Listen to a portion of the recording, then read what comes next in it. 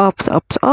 Bago ma-scroll down, panoorin mo muna to. Baka meron ka man natutunan sa ibabahagi ko pong ito. Mahilig ka ba mag-uninstall ng app na hindi mo na kailangan o gusto? Pues ito ang dapat mong gawin. Kasi kung basta malang to i-uninstall, meron pa rin data na maiiwan o makoconsume ito. Punta ka lamang sa settings, hanapin mo ang apps, at hanapin mo ang apps o application na iyong i-uninstall. I-click mo ang storage and cache. Makikita mo dyan, meron pa mga data.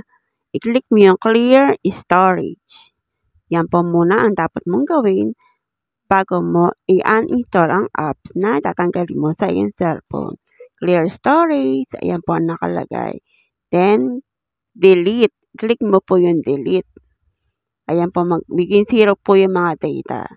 At pag na-delete na po, ayan, saka nyo po siya i-click yung uninstall. Ayan po. Saka mo i-click ang okay para sigurado. Ayan, uninstall na po. Pa-share naman kung meron kang natutunan sa ipinagi ko po ito. Maraming salamat. God bless. Mabagal at puro na storage ng cellphone mo para sa'yo ito. Punta lamang po tayo sa Play Store. I-click po natin ang ating profile pic. Click po natin ang Manage App and Device. Click po natin yung Manage.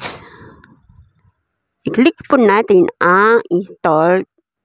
Sa baba, meron po yung Not Install. I-click po natin. Ayan po yung mga na-uninstall natin na mga app. Nandiyan pa rin po yan. I-click po natin yung mga nasa box, square box. I-click po natin sa taas at remove. Lahat po ng mga nandiyan na uninstall, nandiyan pa rin po yan. Kaya ang gagawin po natin, i-click po natin mga nasa right box. Then, remove. Ganun lamang po. Ayan, I'm sure bibilis na at lalaki ng store na inyong cellphone. Maraming salamat. Follow niyo po ako for more tutorial video. God bless. Babu.